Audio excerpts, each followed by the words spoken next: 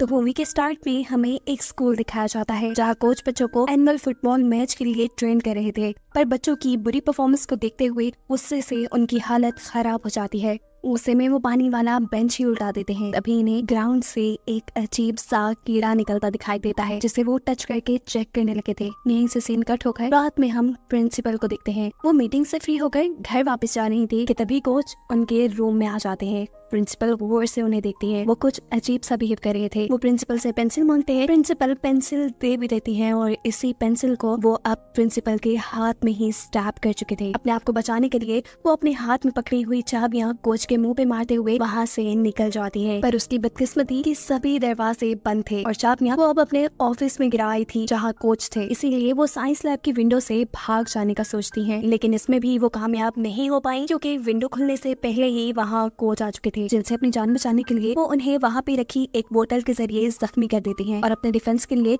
वहीं से कुछ सीजर्स उठाते हुए बाहर मेन एंट्रेंस की तरफ आ जाती है। बाहर उन्हें एक और टीचर मिली जिनसे वो मदद मांगती है, लेकिन इस टीचर के पास भी स्कूल से बाहर जाने के लिए चाबियां नहीं थी। इसलिए प्रिंसिपल को खुद चाबियां लेने के लिए अपने ऑफिस में जाना पड़ा। जिस टाइम वो ताला खोल के अब बाहर जाने ही वाली थी, तब दोबारा कोच उसके पीछे आ जाते हैं। प्रिंसिपल जल्दी से ही उनके मुंह पर दरवाजा बंद कर देती है। इस सारी अफरा तफरी में उनके हाथ से सीजर्स भी गिर गईं, जिन सीजर्स को उठाते हुए यहाँ मौजूद दूसरी टीचर प्रिंसिपल को बुरी तरह जख्मी कर चुकी थी। खैर अगली सुबह हम दोबारा इसी स्कूल को देखते हैं जहाँ के सभी बच्चे तकरीबन बिगड़े हुए हैं। अगर केसी बेचारा अच्छा है तो सब उसे बुली करते रहते हैं। दूसरी तरफ से हर तरह के उल्टे कामों के लिए मशहूर है। फेक आईडीज बनाना, ड्रग सप्लाई करना, लेकिन इन सब चीजों के बावजूद वो पढ़ाई में बहुत ही स्मार्ट है और इसी वजह से उनकी टीचर ब्रूस, जो कि काफी शाय सी रहती हैं, वो ज़ेक से बहुत ही ज्यादा इम्प्रेस हैं। यहाँ स्कूल के स्टाफ रूम में सभी लोग नोटिस करते हैं कि आज कोच जरूरत से ज्यादा ही पानी पी रहे थे, साथ ही उनकी हरकतें भी अजीब थी। तभी स्टाफ रूम में वो टीचर भी आती है जिन्होंने रात में प्रिंसिपल पे हमला किया था। ये दोनों एक दूसरे से बातें करने लग जाते हैं और सभी नोट करते हैं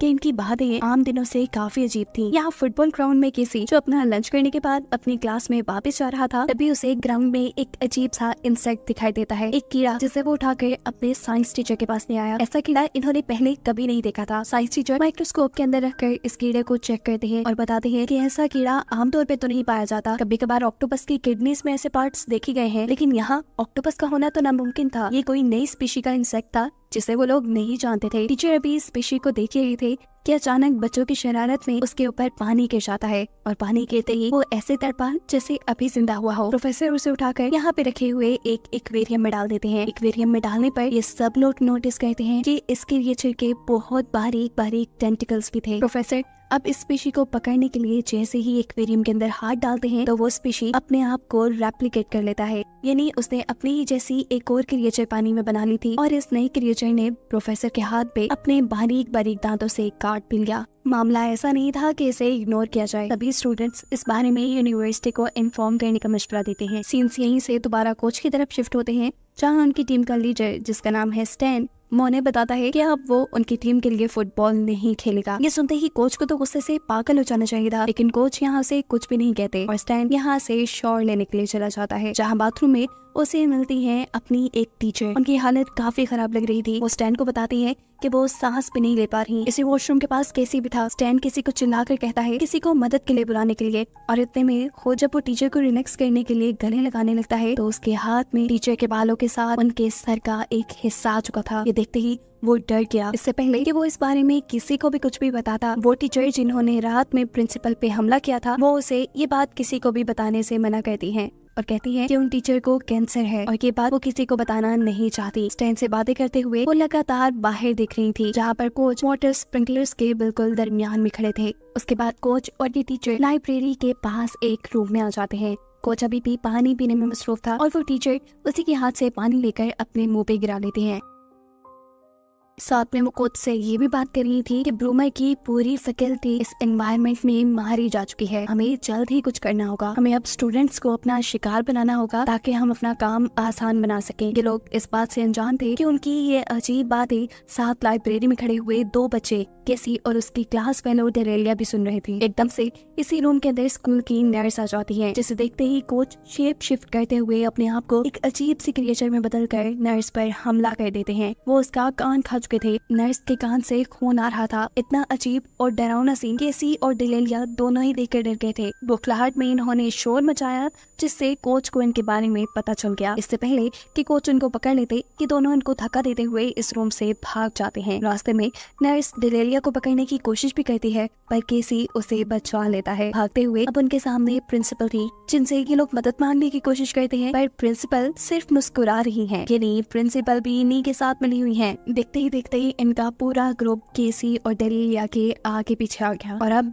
इससे पहले कि ये लोग इसी खतरे में पड़ जाते, डेरेलिया और केसी फौरन ही स्कूल से भाग जाते हैं। जिसके बाद थोड़ी ही देर में केसी पुलिस को लेकर स्कूल वापस आता है। उसने पुलिस को सब बता दिया था कि कैसे कोच ने नर्स के ऊपर हमला किया, लेकिन जब पुलिस के यहाँ आई तो पुलिस को ऐसा कुछ भी नहीं मिला और उल्टा केसी के ऊपर ही स्कूल पे इल्जाम लगाने का केस बना दिया गया। प्रिंसिपल ने उसके पेरेंट्स को बुलाया और उनसे कहा कि केसी पे नजर रखा करे, लेकिन केसी झूठ नहीं बोल रहा था। ये बात डेरेलिया जानती थी, तो प्रिंसिपल डेरेलिया को भी डरा देती है कि अगर तुमने इस बारे में किसी को भी बताया तो तुम्हारे भी पेरेंट्स को इसी तरह बुला लिया जाएगा। रात होने पर अब केसी के डैड उसके ऊपर बहुत ज्यादा सख्ती करने लगे थे। उन्होंने उसका इंटरनेट भी बंद कर दिया था और उसका फोन भी ले लिया था। ऐसे में केसी अपनी रूम की विंडो से बाहर जाने का प्लान करता है और विंडो से उतरते हुए वो बेचारा नीचे गिर जाता है। वो देखता है कि उसके सभी स्कूल टीचर्स यहाँ पे आए हुए थे और इससे पहले कि उसके स्कूल टीचर्स उसे पकड़ लेते, उसके गिरने की आवाज की वजह से यहाँ उसके डैड आ जाते हैं। और उसके डैड के आने पे हम देखते हैं कि अचानक ये सभी टीचर गायब हो गए। सुबह होने पर केसी स्कूल जाता है तो नोटिस करता है कि उसके सभी टीचर्स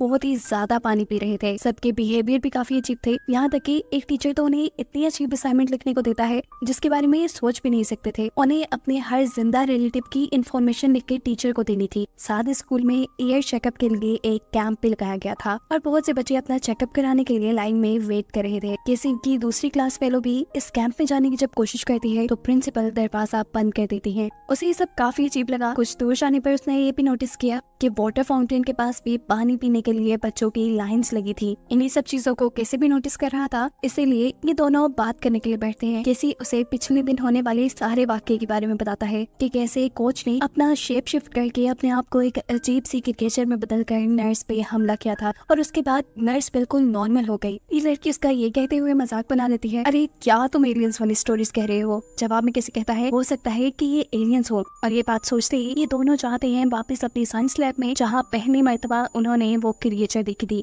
जिस एक्वेरियम के अंदर उस एलियन क्रिएचर को रखा गया था वो क्रिएचर अब गायब थी। यहाँ पर डेरेलिया भी थी और ये सब इसी केस को डिस्कस कर रहे थे। केसी यहाँ उन्हें कहता है मुझे लगता है कि ये सब एलियंस है, क्योंकि डेरेलिया और केसी ने तो कोच की बातें भी सुनी थी। अब बाहर खड़ा हुआ सेक और एक और लड़की भी उनकी ये सारी थ्योरी सुन लेते हैं। अचानक से सेक अंदर आता है तो उसकी हालत काफी खराब हो रही थी। वो इन लोगों से कहता है कि उसके ऊपर एक एलियन ने हमला किया। ये सब घबरा चुके थे, लेकिन असल में सेक सिर्फ इनकी ही थ्योरी सुनकर इन पे ही प्रैंक कर रहा था। इनके अलावा केसी की ये थ्योरी उनके साइंस प्रोफेसर ने भी सुन ली थी। वो भी अब अंदर आते हैं और केसी से उसकी ये एलियन वाली दी हुई थ्योरी के पीछे एक्सप्लेनेशन मांगते हैं। ये लोग जब प्रोफेसर से उस एलियन क्रिएचर के बारे में पूछते हैं जिसे इन्होंने एक्वेरियम में रखा था, तो प्रोफेसर जवाब में कहते हैं उस क्रिएचर को तो उन्होंने यूनिवर्सिटी रिसर्च के लिए भेज दिया है। ये सुनने के बाद जेक उस रूम से बाहर जाने लगा था, लेकिन तभी ये प्रोफेसर एकदम से उसके ऊपर हमला कर देते हैं।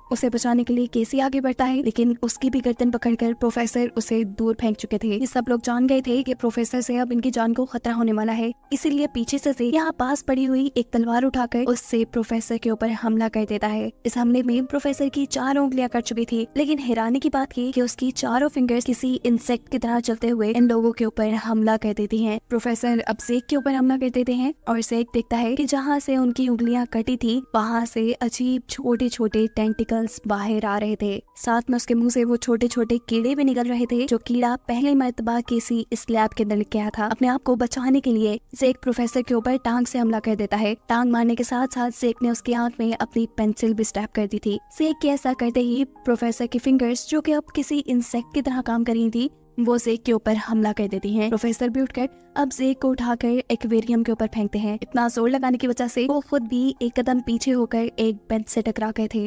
प्रोफेसर अब नीचे गिर चुका था। ये लोग उसके पास जाकर देखते हैं तो उसके अंदर से वाइट सा फ्लूइड निकला है, जिसका मतलब है कि वो मर गया है। और ये सब हुआ था सेक के उस पेन वाले हमले से, जिस पेन में उसने ड्रग्स भरी हुई थी। बिना बक्साए के ये लोग समझ गए कि ये जो भी क्रिएचर है उसे इस पाउडर ड्रग से मारा जा सकता है। यहाँ किसी प्रोफेसर के मुंह से निकली हुई उस क्रिएचर को एक जार के अंदर बंद कर लेता है। ये पूरा ग्रुप अब लैब से बाहर निकलता है और ये नोटिस करते हैं कि सभी लोग इन्हें अजीब सी नजरों से देख रहे थे। क्लास में बैठे हुए बच्चों का बिहेवियर भी काफी चेंज था, ऐसे जैसे वो तो फरिश्ते हों। ये अब ज़ेक की कार में बैठकर स्कूल से निकल जाते हैं। ज़ेक जैसे ही रेडियो ऑन करता है तो वहाँ कोई सिग्नल नहीं थे। रास्ते में इनके सामने पुलिस भी आ जाती है, लेकिन ज़ेक इनसे बचने के लिए अपना रास्ता ही बदल लेता है। कि लोग अब ज़ेक के घर जाते हैं जहाँ उसने अपनी एक पूरी लैब बनाई हुई थी। ये लोग देखते हैं कि ज़ेक के पास एक गन भी है। केसी अब उस क्रिएचर को ज़ेक को देता है जो वो लोग साइंस लैब से लेकर आए थे। ये लोग इस क्रिएचर को एक रैट के केज में रखते हैं और फिर इस क्रिएचर के ऊपर पानी डालते हैं। पानी डालते ही ये क्रिएचर ऐसे एक्टिव हुआ जैसे जिंदा हो गया हो। इसके अंदर से बहुत से टेंटिकल निकल आए, जिन टेंटिकल से उसने रैट के ऊपर हमला करके उसे अपने काबू में किया और बाद में उसके कान से उसके अंदर चला गया। यानी रैट अब उस क्रिएचर से इन्फेक्टेड हो चुका था। ज़ेक अब इसके बाद रैट को मारकर उसका डायसेक्शन करता है और देखता है कि वो क्रिएचर अभी भी रैट के अंदर ही थी। इन्होंने एक थ्योरी निकाली कि ये एलियन क्रिएचर खुद से जिंदा नहीं रहते, बल्कि ये एलियन क्रिएचर किसी दूसरे की बॉडी में जाकर उसे पूरी तरह कंट्रोल कर लेते हैं। थोड़ा और रिसर्च करने पे ज़ेक को ये बात भी पता चली कि इन्हें जिंदा रहने के लिए ज्यादा मॉइस्चर की जरूरत है। लेकिन जैसे ही इस क्रिएचर को ड्राई एनवायरनमेंट मिलेगा ये मर जाएगा। जिस तरह हमने प्रोफेसर को ड्रग्स दिए उसे ड्राई एनवायरनमेंट मिला और वो मर गया। यहाँ खड़ी हुई दूसरी साथी उन्हें आइडिया देती है कि अगर तो ये सभी एलियन क्रिएचर पैरासाइट है तो जरूर इनकी एक एलियन क्वीन भी होगी जिनके साथ ये सभी कनेक्टेड होंगे, और अगर हम क्वीन को ही मार दे तो सभी के सभी पैरासाइट्स खुद ब खुद मर जाएंगे। ये सब तो पता चला ही लिया था, लेकिन अब मसला ये था कि आगे इन्हें करना क्या था। ये सबको मारते कैसे, इन्हें कैसे पता चलता कि कौन इन्फेक्टेड है कौन नहीं, क्योंकि पैरासाइट तो लोगों के अंदर है। अब ये भी तो हो सकता था कि उनका अपना ग्रुप ही इन्फेक्टेड हो। इसीलिए ज़ेक कहता है कि इन सबको उनकी ड्रग्स इनहेल करनी होगी। सबसे पहले ये काम केसी ने किया। अब अगली बारी थी ज़ेक की। ज़ेक अपनी ड्रग्स लेने से मना कर देता है। इन सबको लगा कि वो इन्फेक्टेड है, इसीलिए स्टैन जो उनके ग्रुप का मेंबर था वो उसके ऊपर उसी की बंदूक टांग चुका था। ऐसे ज़ेक और ज़ेक के बाद स्टेन दोनों ही ड्रग्स कर लेते हैं। इसके बाद सारी लड़कियां भी ड्रग्स कर लेती हैं और जब बारी आती है डेरेलिया की तो वो ड्रग्स के पेन को गिरा चुकी थी और यहाँ रिवील होता है कि असल में वो भी इन्फेक्टेड हो चुकी थी। वो अपने पास पड़े स्टैंड को धक्का देकर नीचे गिरा देती है और अपनी जान बचाने के लिए यहाँ केसी ज़ेक की गन उठा लेता है, लेकिन उसके अंदर इतना हौसला ही नहीं था कि वो ये गन चला देता। तभी केसी के हाथ से उसकी दूसरी क्लास फेलो गन लेकर डेलाइला के ऊपर शूट करना शुरू कर देती है, लेकिन किसी भी हमले का उस पर कोई असर नहीं था। वो यहाँ सारी लैब को डिस्ट्रॉय कर चुकी थी, जिसके बाद वो यहाँ से भागने में भी कामयाब हो जाती है। ये सभी लोग उसे मारने के लिए भागते हैं, लेकिन वो टैक्सी लेकर यहाँ से चली जाती है। ये लोग जानते थे कि डेलिया जरूर स्कूल ही जाने वाली होगी, इसीलिए ज़ेक अपने पास बची हुई सारी ड्रग्स को लेकर स्कूल की तरफ निकल आता है। स्कूल में एनुअल फुटबॉल मैच चल रहा था, इसीलिए वहाँ सब इकट्ठे थे। इन्हें मालूम था कि ये एलियंस आज ही अपने पैरासाइट्स यहाँ लोगों के अंदर फैलाएंगे और फिर सभी को आहिस्ता आहिस्ता अपने कंट्रोल में कर लेंगे। ये लोग स्कूल की जिम में इकट्ठा होते हैं। इन्हें अब किसी भी तरह क्वीन को ढूंढकर मारना था। सबको लग रहा था कि जरूर प्रिंसिपल के अंदर ही क्वीन होगी, क्योंकि उनके पास अथॉरिटी है। अभी ये लोग बातें ही कर रहे थे कि अचानक प्रिंसिपल यही जिम रूम में आ जाते हैं। पैनिक हुआ से कि यहाँ उनके ऊपर वॉलीबॉल नेट फेंक देता है। ये लोग इससे इन्वेस्टिगेशन करना शुरू करते हैं कि वो इन्फेक्टेड है कि नहीं। यहाँ किसी उसे सूंघने के लिए ड्रग्स देता है, जिसे वो सूंघने से मना कर देती है और गुस्से में पीछे खड़ा हुआ से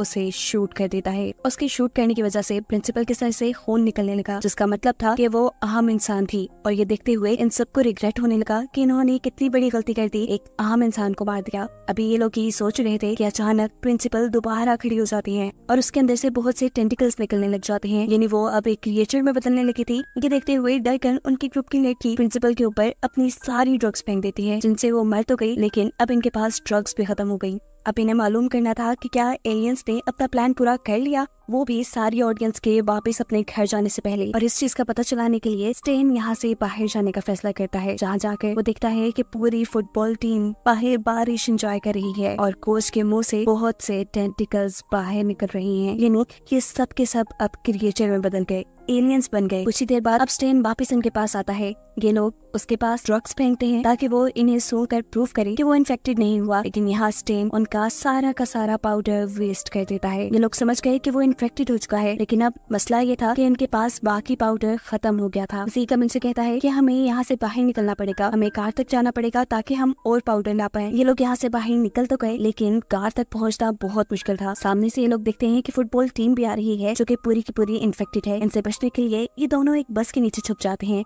लेकिन ज्यादा देर भी अब ये लोग यहाँ छुप नहीं सकते थे, इसलिए केसी बस से बाहर निकल कर उन फुटबॉलर्स के सामने आ जाता है, जिसे पकड़ने के लिए जब सब उसके पीछे लग जाते हैं तो ज़ीक पीछे से निकलकर अपनी गाड़ी की तरफ चला जाता है। गाड़ी में बहुत ढूंढने के बाद भी उसे अपने ड्रग्स वाले पेन नहीं मिले और इतने में ही यहाँ पर आ गई उसकी टीचर, वो जो उससे बहुत इम्प्रेस थी। वो यहाँ उसे बात करने की कोशिश करती है, बात करने से ज्यादा वो उसे इन्फेक्टेड करने की कोशिश कर रही थी, क्योंकि खुद तो वो एलियन बनी गई। ज़ीक उनसे बचने के लिए अपनी कार में बैठ जाता है, लेकिन अब वो भी उसी की कार में आ चुकी है। आपको बचाने के लिए वो इस कार का एक्सीडेंट कर चुका था और इस एक्सीडेंट के दौरान उसके डैशबोर्ड से थोड़े से ड्रग्स के पेन निकल आते हैं, जिन्हें वो लेकर कार से बाहर आ जाता है। शुक्र था कि इस एक्सीडेंट में उसे ज्यादा चोट नहीं आई, लेकिन उसकी टीचर, उसका तो सर ही बॉडी से अलग हो गया था। अब टीचर का सर अपनी बॉडी को ढूंढने के चक्कर में ज़ीक को छोड़ देता है। ज़ीक की जान बच जाती है, जबकि दूसरी तरफ हम देखते हैं कि केसी इन फुटबॉलर्स से अपनी जान बचाने के लिए एक बस के अंदर चढ़ गया, जहाँ पर उसका सामना हुआ डेलियन गया से, यानी उसकी वही क्लास फेलो जो इन्फेक्टेड होकर उनके पास से भाग गई थी। सारे फुटबॉलर्स भी इस बस की विंडोज तोड़ते हुए बस के अंदर आने की कोशिश में लग जाते हैं और केसी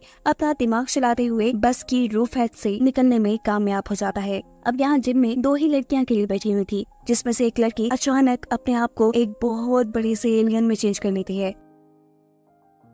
उसे एलियन बनता देखकर दूसरी लड़की बुरी तरह डर गई और ये एलियन उन्हें बताती है कि जिस पैरासाइट क्वीन को तुम इधर उधर ढूंढ रहे थे वो मैं ही हूँ। इससे पहले कि अब वो इस लड़की के ऊपर हमला कर देती, केसी यहाँ पर आ जाता है। वो अपनी फ्रेंड को लेकर यहाँ से भागता है, जबकि एलियन अपनी ताकत बढ़ाने के लिए स्विमिंग पूल में जंप कर देती है। अब अपना बड़ा सा टेंटिकल निकालते हुए उसने दूसरे साथी के ऊपर भी हमला कर दिया था। इससे पहले कि वो उसे मार खाती, केसी पानी के अंदर जंप करता है और उस लड़की को बचाने में कामयाब हो जाता है। अब ये एलियन अपनी इंसानी शक्ल में उनके सामने आ जाती है। ज़ीक को समझ नहीं आ रहा था कि अगर ये लड़की इन्फेक्टेड थी, एक एलियन बन चुकी थी, तो वो उनका ड्रग वाला टेस्ट कैसे पास कर पाई। तब ये लड़की बताती है उसने पेन को नीचे से खोल दिया था, जिससे सारी ड्रग नीचे गिर गई और उसने ड्रग सूंघने का सिर्फ एक ड्रामा किया। ये बात सुनते ही ज़ीक अब अपने ड्रग वाले पेन से उसे मारने की कोशिश करता है, लेकिन पीछे से उसकी दूसरी पार्टनर उसका हाथ पकड़ लेती है और इन्हें मालूम होता है कि वो भी एक एलियन बन चुकी है। इससे पहले कि ये लड़की ज़ीक के ऊपर हमला कर देती, पीछे से केसी आकर एक ब्लैक कपड़े पहनी हुई लड़की को पीछे ले जाता है और तब पहली मर्तबा हम उसके मुंह से टेंटिकल निकलते हुए देखते हैं। केसी अब उसे एक रूम में लॉक कर चुका था, जबकि दूसरी तरफ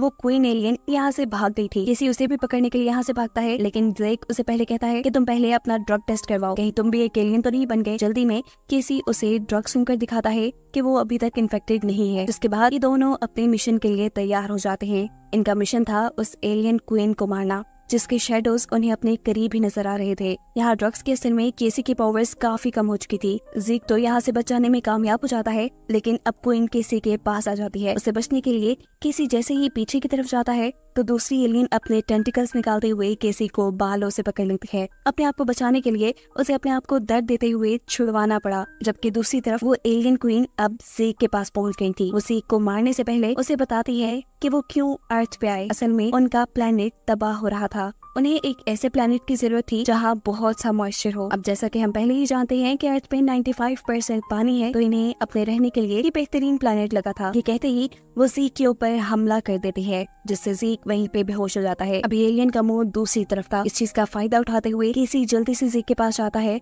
और उसके हाथ में पकड़े हुए ड्रग्स के पेन अपने हाथ में लेकर छुप जाता है। वो जानता था कि अब ये एलियन उसके ऊपर हमला करने के लिए जरूर आएगी, इसलिए वो खुद भी एलियन क्वीन पे हमला करने के लिए तैयार था। लेकिन एलियन क्वीन इस टाइम अपने आप को एक बहुत बड़े एलियन में, एक बहुत बड़ी क्रिएचर में ट्रांसफॉर्म कर लेती है, जिस क्रिएचर के बहुत सारे टेंटिकल्स थे। इन्हीं टेंटिकल्स के जरिए वो यहाँ रखे हुए कैबल्स को उठा उठा कर फेंक रही थी। ऐसे में केसी का बचना भी मुश्किल था। इस टाइम पे वो होशियारी दिखाता है और जल्दी से जिम से बाहर निकलकर वो लीवर दबा देता है, जिसकी मदद से जिम बंद होती थी। अब ये एलियन, जिसे ये बात बिल्कुल मालूम नहीं थी, वो जैसे जैसे आगे बढ़ती है इन लोहे के बने दरवाजों में फंसती रहती है। लेकिन बदकिस्मती से फिर भी केसी बच नहीं पाता और एलियन आखिरी सेकंड में आखिरी दरवाजे से निकलकर उसके ऊपर हमला कर देती है। किसी को शदीद दर्द हो रहा था, उसके मुंह से अब टेंटिकल्स निकलने लगे थे, लेकिन वो हार नहीं मानता और इस वक्त में भी अपने हाथ में पकड़ा हुआ ड्रग वाला पेन इस एलियन क्वीन की आंख में स्टैब कर देता है। ऐसा करते ही एलियन क्वीन मारी गई थी और उसके साथ ही उसके मुंह का दर्द भी खत्म हो गया, क्योंकि जो पैरासाइट एलियन क्वीन ने उसके अंदर डाले थे, एलियन क्वीन के मरते ही वो भी मर गए। अब केसी फौरन जाकर